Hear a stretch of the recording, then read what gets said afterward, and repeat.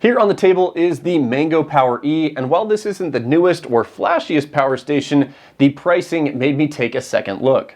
For example, the Mango Power E has a 3.5 kilowatt hour battery, and if you look on their website, it's currently priced for $10.99 or 31 cents per watt hour. Now, if you pair it with one of their expansion batteries, you can get 7 kilowatt hours of capacity for only 28 cents per watt hour. Now, one of the biggest advantages of this power station is that the internal lithium iron phosphate battery is manufactured by CATL, the largest battery manufacturer in the world. Now let's briefly go through the advertised specifications on the power station. Now zooming in on the front panel of the power station, you have all your outputs in one place. Starting with the inverter, it's rated at 3000 watts continuous output. It's advertised to be a pure sine inverter. You have 4 standard outlets for connecting your appliances, and then you have a 30 amp RV outlet. Now moving over to this side of the front panel, you have a detailed touchscreen display.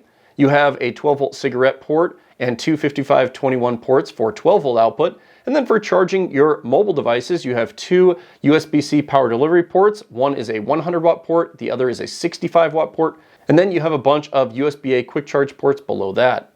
Now as for charging input, the Mango Power E supports up to 2000 watts of solar input with a charge controller rated up to 150 volts, and it is current limited to 20 amps.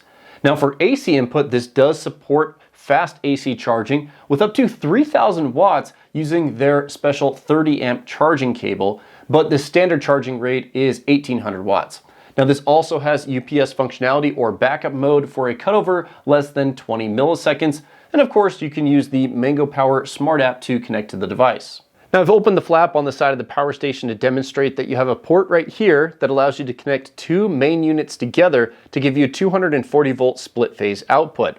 You also have a port here where you can attach 1 expansion battery, giving you up to 7 kilowatt hours of capacity. So if you have 2 units and 2 expansion batteries, you can have a total capacity over 14 kilowatt hours. Now I know some of you are curious why I'm reviewing a power station that's been out for a few years, but I'll tell you, Mango Power was super persistent and they really wanted me to put this through all the testing on the channel. And that basically says that they're confident that this is going to perform well. So I'm excited to see how the Mango Power E does. So in the remainder of the video, my goal is to put this through a bunch of extensive testing so we can find out the true performance. And then hopefully after all those tests, you guys will be educated buyers and you'll know if this is the right power station for you or not. Let's jump into testing on the inverter first. In my first inverter test, I wanted to see if the power station could run the 3000 watt advertised load for 15 minutes without shutting down. Once I started the test, my oscilloscope was showing a pure sine wave output, but I did notice a very slight bit of distortion at the top and bottom of the sine wave. Taking a closer look, the inverter was outputting 119 volts at 60 hertz. Now after 12 minutes of running the maximum load, the cooling fans produced right around 60 decibels from 3 feet away, so they are a bit loud when running at full output. At this moment, I used my thermal camera to confirm the power station temperatures during the test. I saw a peak of only 99 degrees Fahrenheit, so even though the fans are a bit loud, they do an excellent job cooling the power station. The Mango Power E passed the test and was able to run the full rated load for 15 minutes without shutting down.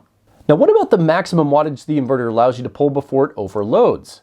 I turned up the load from the previous test till it got a little over 3800 watts and the entire power station shut off. I did wait about 30 seconds and the power station turned itself back on automatically, but notice the inverter did not turn back on.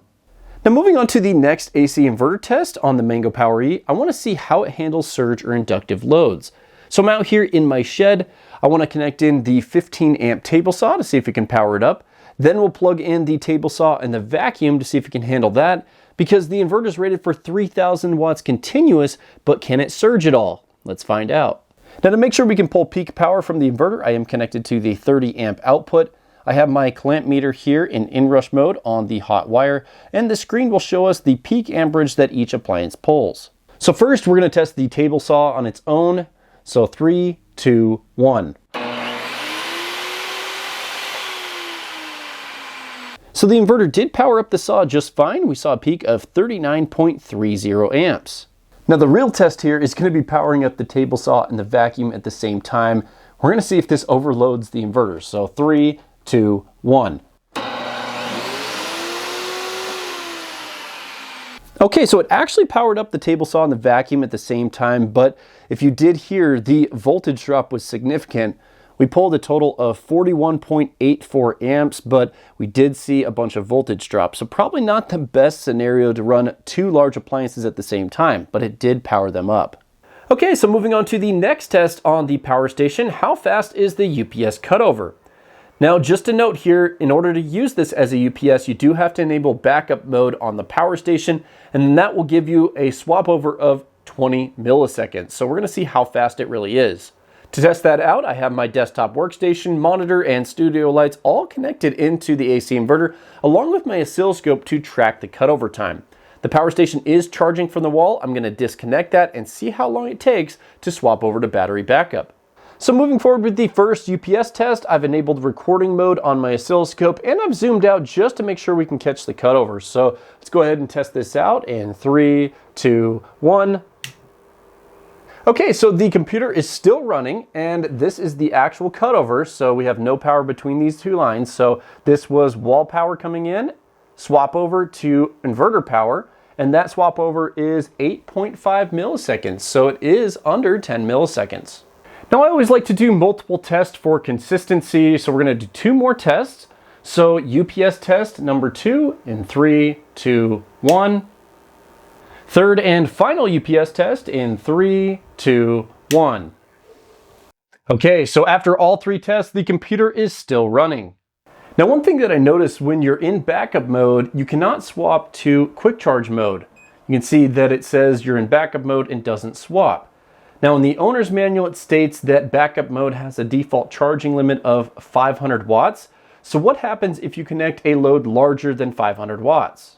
So to test this out, I've connected up this heater. It is on low mode, pulling 1000 watts. So let's take a closer look at the screen.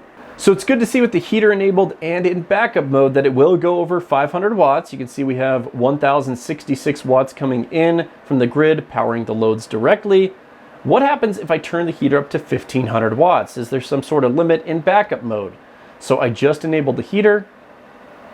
Okay, I heard a relay click, so it stopped charging from the grid.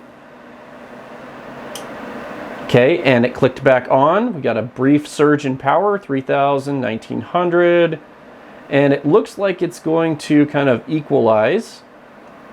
So now we have 1620 watts coming into the grid, powering the AC loads. Now the AC inverter never shut off during that test. You can see the computer is still running. So it's good to know that while in backup mode, if you have some sort of surge of power, it will temporarily shut off the charging, but then the charging turns back on and then equalizes to run the loads. In my next test on the power station, I want to use my outlet tester to see if these outlets here have a floating ground or a bonded ground. So with the inverter turned on and my outlet tester plugged in, we are getting a single light in the middle, which means this has a floating or an open ground. Now I will say the frame rate on my camera is making this look like it flashes, but in real life it is a solid light. Now I've just plugged this into the 30 amp output and we are seeing the same results of a floating ground. Now I've just connected the AC charging cable and the power station is in backup mode and you can see that it is grounded. So it does pick up the ground from the charging source whenever it's in backup mode. And we do get the same results out of the 30 amp output. Now, like I mentioned before, this is in backup mode and it's connected to grid power. So what happens if we turn off backup mode? So that shuts everything down. And then if we turn on the AC inverter. So we're still connected to the grid, but you can see we're getting some interesting results here. So this is flashing slowly. This is a solid steady light and this one's flashing pretty quickly. Not sure what that means. Now with that same mode enabled, I've connected a voltmeter here and we are seeing 120 volts output. So maybe we're getting some sort of interference or feedback that my outlet tester didn't like. I measured over 2000 millivolts of EMI using my dirty electricity meter, indicating that the inverter generates an above average level of electromagnetic interference. But is that level actually audible? Connecting my guitar amp to the inverter, I didn't notice any audible noise.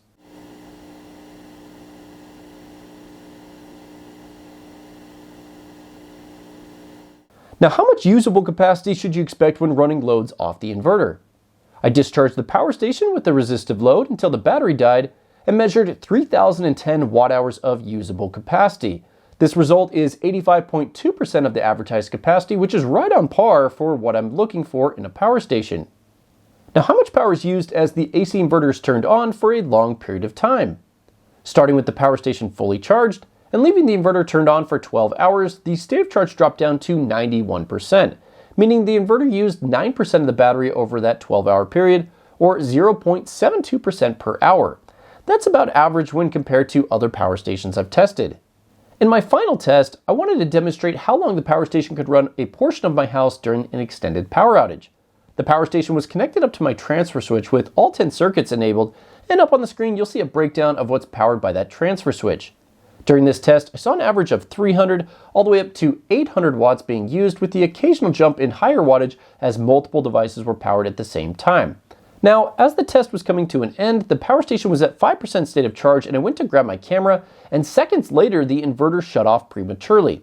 When I looked at the screen, it was now showing 0% state of charge, so something must have triggered it to go from 5% to 0% instantly. I haven't seen this behavior when testing other models. So after finishing testing on the inverter, let's briefly talk about the results. Now first, when we did our maximum load test of 3000 watts continuously for 15 minutes, we did get a pure sine wave output and 119 volts at 60 hertz, so good power output on the inverter. Now during that test, the fan noise was quite loud at 60 decibels, so just be aware when you're running this at max load, the fans are super loud. So you'll want to make sure that the power station's in a different room or in a closet if you want to be, working or something like that near the power station.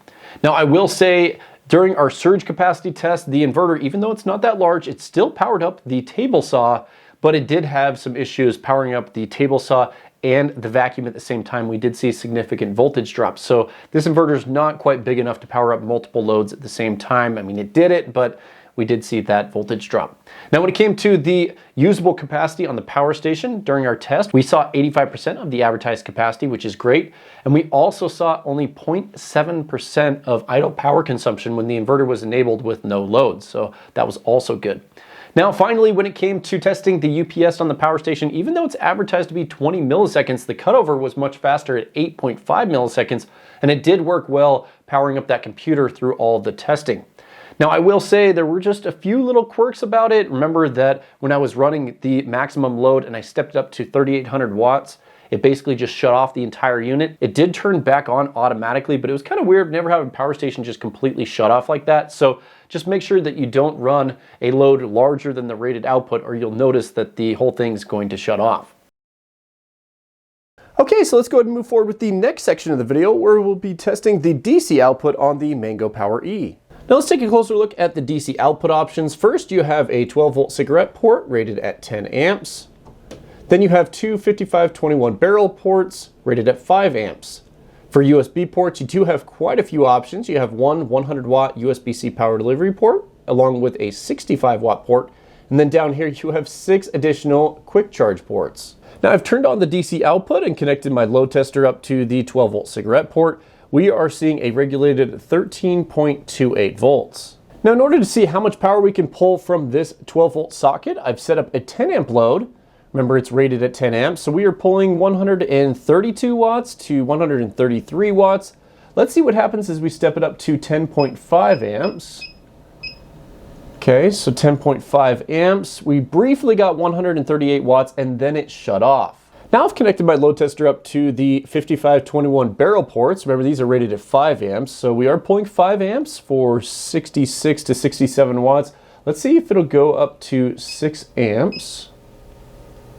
Okay, it briefly allowed 80 watts and then shut off from being overloaded, so you are limited to 5 amps there. Now what about using both ports at the same time for more power? Remember, these are rated at 5 amps and this is rated at 10 amps, so can we pull 15 amps while connected to both of them? So I'm pulling a 5 amp load right now for 67 watts. Let's step it up to 15 amps. Here we go. Okay, so it instantly overloads and shuts off the DC output. So after testing the 12-volt output, the max continuous load we saw was 10 amps or 133 watts. Next, let's go ahead and test the USB ports. I've connected to the 100-watt power delivery port. We are seeing power delivery 3.0 at 100 watts, which is 20 volts at 5 amps. Moving on to the 65-watt port, we are seeing power delivery 3.0 at 65 watts, which is 20 volts and a little over 3 amps. And finally, the 6 USB ports on the bottom of the power station, they're rated for Quick Charge 3.0 at 24 watts. Connecting to my USB tester, we are seeing Quick Charge 2.0 at 12 volts, which is 18 watts, so a little bit under the rated output. Now, just to save on a little time, I did test all of these ports and we are getting the same exact result, Quick Charge 2.0 at 12 volts or 18 watts. Now, I also wanted to make sure that you could use all the USB ports and the 12 volt output at the same time. So I have a bunch of mobile devices being powered up off the USB ports, and I have my load tester connected up to the 12 volt output. Now, zooming in on the screen, you can see we're pulling 320 watts from the DC output. So we're maxing out the 12 volt output at about 133 watts, and then the rest is coming from the USB ports. I'm guessing if we maxed out all the USB ports, we'd get somewhere near 350 watts. Next, how much usable capacity can we expect from the DC output? Using my electronic load to discharge the power station, I measured a total of 2,977 watt hours as it turned off. These results were 84.2% of the advertised capacity, just barely below my goal of 85%. Now, how much idle background power is used if you leave the DC output turned on? I started with the power station fully charged, and checking in 12 hours later, the state of charge had only dropped down to 98%. So the DC output is quite efficient sitting idle.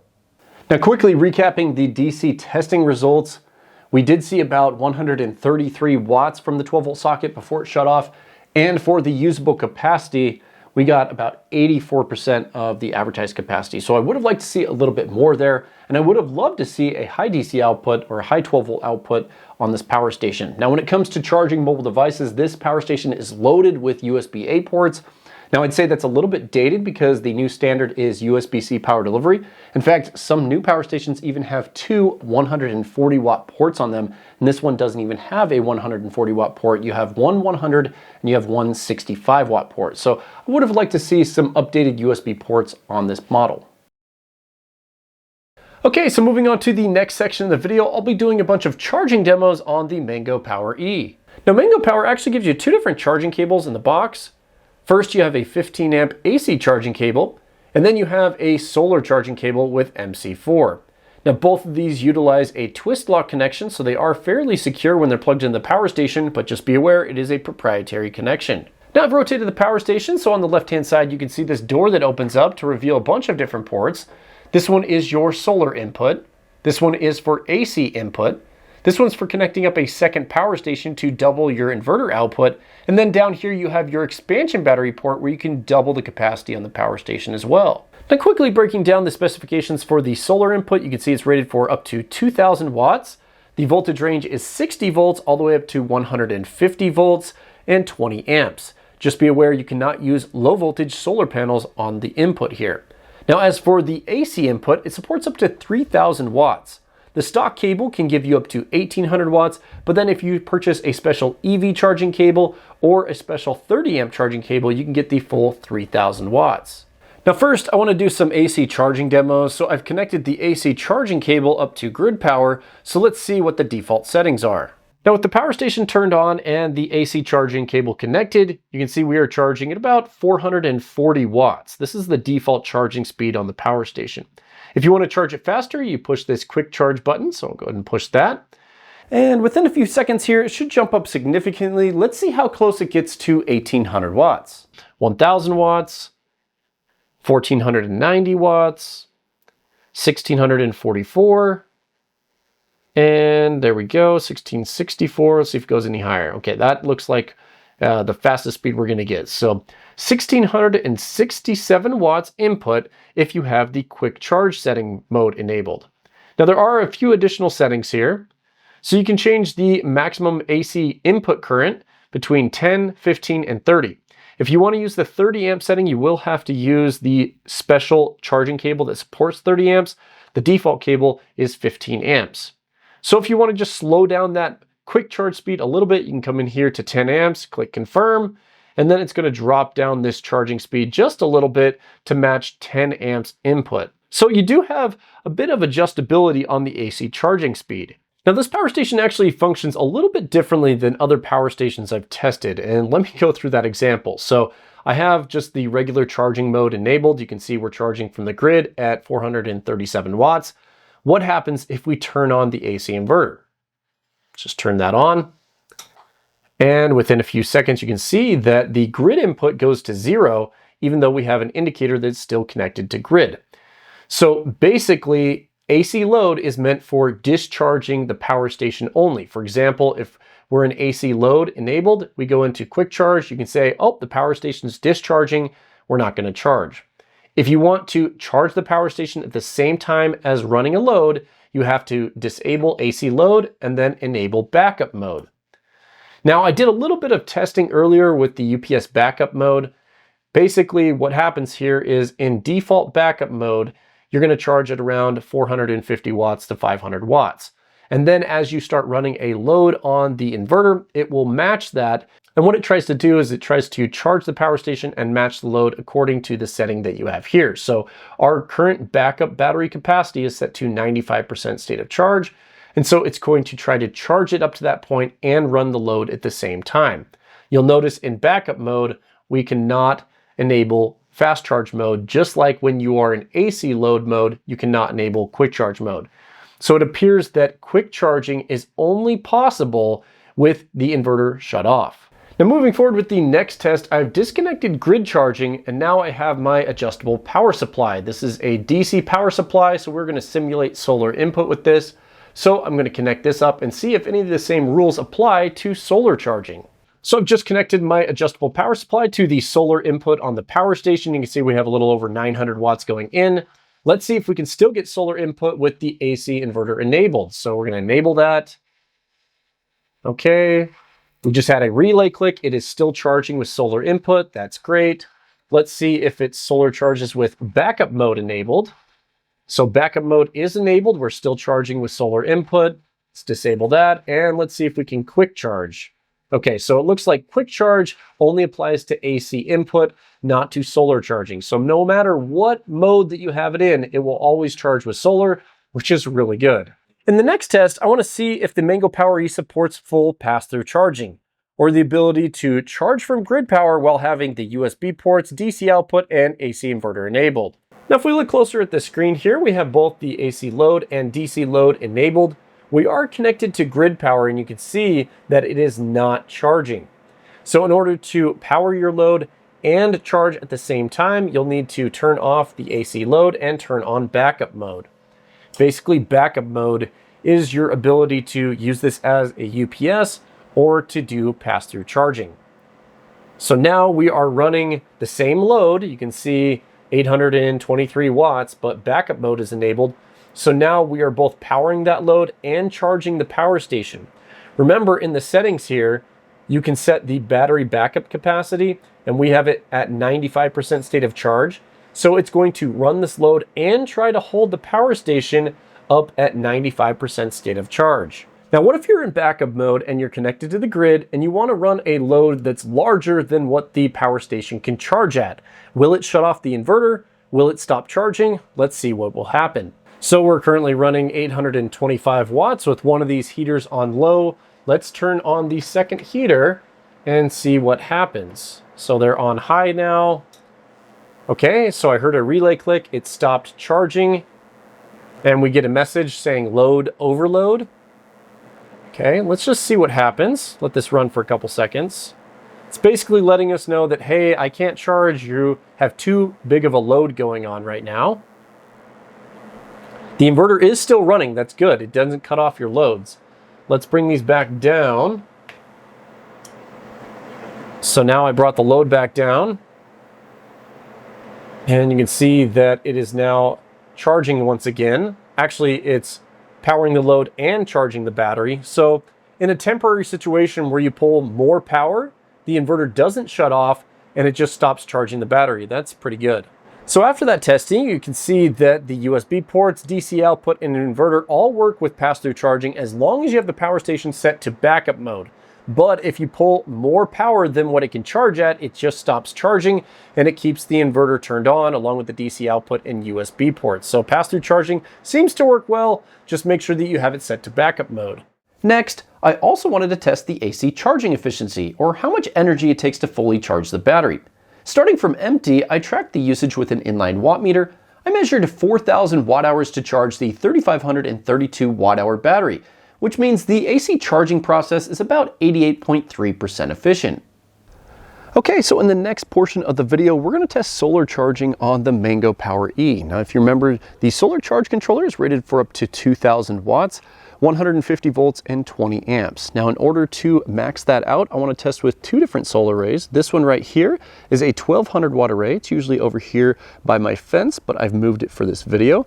I'm going to connect this 1,200 watt array in parallel with this 1,200 watt array on top of my shed.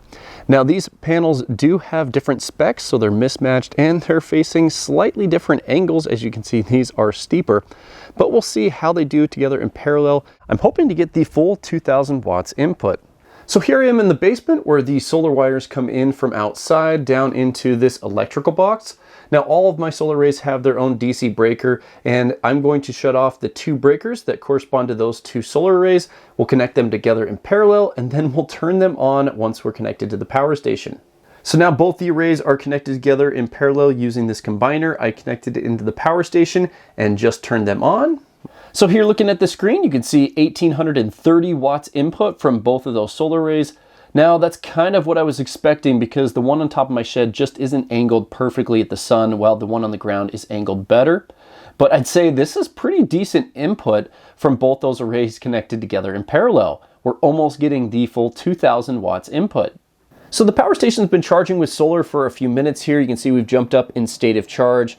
I want to do some other tests just to make sure that we can use the AC load. So let me try to turn that on. I want to make sure that we can solar charge and use the inverter at the same time. So yes, I heard a relay click, it powered on the inverter. We are charging with solar. What about DC output? Can we use the 12 volt cigarette port and USB ports? It's continuing to charge with solar. So yes, if you are charging with solar, you can use both of those. What about dual charging? I'm going to flip a switch that will enable grid input. You should see an icon here on the screen in a second. Yep, there we go. So now we have grid input enabled. Is it dual charging? Well, we are not seeing any input from grid, at least while we're charging with this much solar. Let's try to enable quick charge. Remember, to enable quick charge, you have to turn off AC load and then enable quick charge. Quick charge enabled. We are not seeing any grid input. I was hoping that you could dual charge, so you could charge with solar and AC power. So like if you had a gas generator and you really wanted to charge this up fast, you could have solar and grid charging, but it does not appear that it supports that. Let's turn off quick charge and just see what happens. So just the regular charge setting. Okay, I'm not seeing anything there. And finally, let's turn on backup mode. So this is the UPS mode. Let's see if it has any sort of input with backup mode. So it's jumping up here. It's going to go higher. Okay, so we're sitting at 18 watts. So what I'm thinking here is that it's just trying to offset the idle power consumption for the inverter at 18 watts. So unfortunately, it does not look like it supports dual charging, at least with this much solar coming in. Now, we've been at near the full charging amount for about 30 minutes so far, and I've noticed the fans are pretty quiet. Some power stations have really loud fans when you're maxing out the charge controller, but the fans on this unit are fairly quiet. So from our testing so far, we know that when you're maxing out the charge controller, the power station will not dual charge. So I've disconnected one of the solar arrays, so now we only have about 1,000 watts coming in. Will it dual charge with less solar? So if we look at the screen here, you can see we have 1,074 watts coming in from solar, and we are grid charging at the usual amount, which is around 430 watts to 440 watts. Let's see if it will quick charge. Let's enable quick charge. See if that jumps up at all. Okay. So it does jump up a little bit. So we're getting about 1,800 watts. Any higher? Okay, so it looks like there's a peak input of 2,000 watts. So whether you're going to get that from solar or whether you're going to get that from grid, or when you're dual charging, it doesn't want to go above 1,800 to 2,000 watts. So that's good to see that it will dual charge when you're getting less solar input. Let's see what happens if we enable the AC load. Okay, so when we enable the AC load, it's going to stop grid charging. So we saw that with our previous test. And then finally, let's just turn on backup mode. What this should do is it should, well, I don't know what it's going to do, but let's see if we get 500 watts or if we just get what we saw before, the usage of the inverter. Okay, so we're sticking around 20. Okay. So if you want to dual charge, what you have to do is you have to have backup mode disabled, you have to have the AC load disabled, and then you have to enable quick charge to charge faster than 440 watts, or if you have quick charge disabled, it will charge at that 430 to 440 watt range. Pretty interesting. Now, I really think we could max out the solar input at 2000 watts if we had the same brand of solar panels and if they were angled properly. So what I'd recommend if you had this power station, in order to max out the solar input, I'd purchase 6 of the same 400 watt panel. I would actually wire 3 in series, and then wire those 2 together in parallel. That would give you a 3S 2P array for about 2400 watts. But the benefit to that is you'd be able to hit the 2000 watt charging input more frequently. That's over paneling, and it works just fine on the power station. Now, I also wanted to test having solar panels connected overnight on the Mango Power E to make sure there weren't any issues having them connected all the time. In the morning, once the sun started coming up, the power station started charging, so I didn't notice any issues during this test. I also tested having the power station completely turned off and then connecting solar input. The power station would not turn on from solar charging, so solar panels do not wake up the power station if it's been turned off.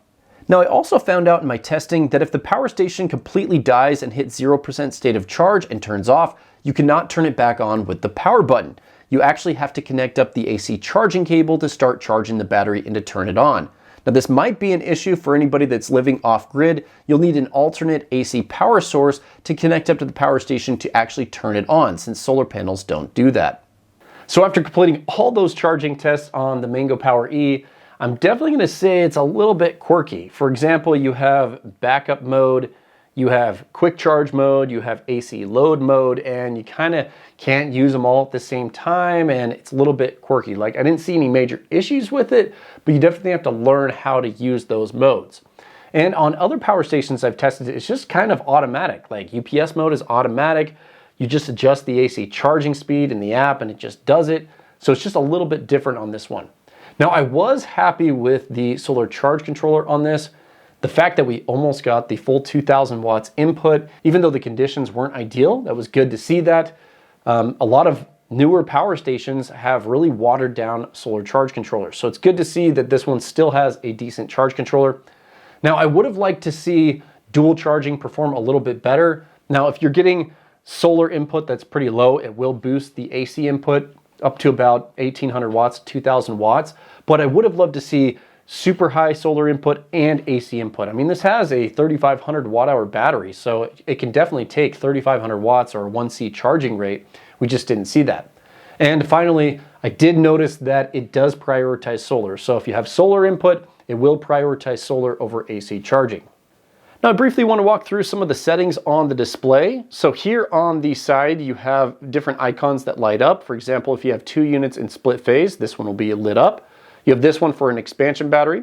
You have this one for Wi-Fi connectivity and this one for Bluetooth. You have the state of charge here with an estimated time remaining. And then if you tap this Mango Power E, you get more information about the serial number and firmware versions of each of the internal components. You can see a breakdown of solar and grid input. You can turn on the AC load and DC output, backup mode, and quick charge options. Here you have this button that gives you alerts on the BMS or the power station itself. And then here you have just a few settings. For example, you can adjust the current input, so 10, 15 amps, or 30 amps for AC charging. Then you have this battery backup capacity setting where you can set it to 95, 90, or 85%. And then you have a confirm button to save it all. Now, what about the Smart app? You basically can see the same information in the Smart app that you can on the touchscreen display. So we'll go into the Smart app here. At the top, you have the state of charge of the power station, and then moving down, you have the input, output, and temperature. So I guess the temperature is new there. Now you can adjust these toggle switches, so quick charge, AC output, DC output. For example, let's see if we can shut off the AC inverter. So if you look at the screen, it turned off. Now the Smart app kind of updates a little bit. You can see it went back on, back off, but it really didn't do that on the power station itself. Let's see if we can toggle off the DC output. There it goes. Now below that, you can look at the charging speed and adjust that. You can see the backup battery capacity. Then if we go up to the top to the settings button, you can change the device name, you can see the serial number and see the device model. You can change the Wi-Fi settings, you can see if it's connected via Bluetooth or not. And then you have the ability to check and update the firmware. So it's pretty simple. It's very similar to the actual touchscreen options. Now the Mango Power E build quality feels super solid. In fact, this comes in at a whopping 100 pounds or 45 kilograms. So if you need to move this up and down the stairs or in and out of a vehicle, you're probably gonna want help from somebody else. Luckily, this does have built-in wheels and an extending handle. So if you're gonna be rolling this on a smooth surface around your house, it does move pretty easy that way. I've been moving it with the wheels and handles and I hadn't had any issues with that. Now, when it comes to customer support and warranty, Mango Power does offer a 5-year warranty for this device. And it's so refreshing to know that they actually have a phone number that you can call and speak to a live representative. I actually called their support number to get some help with some of the settings and features of the power station because they're a bit confusing, and they were able to walk me through some of those settings and what they do.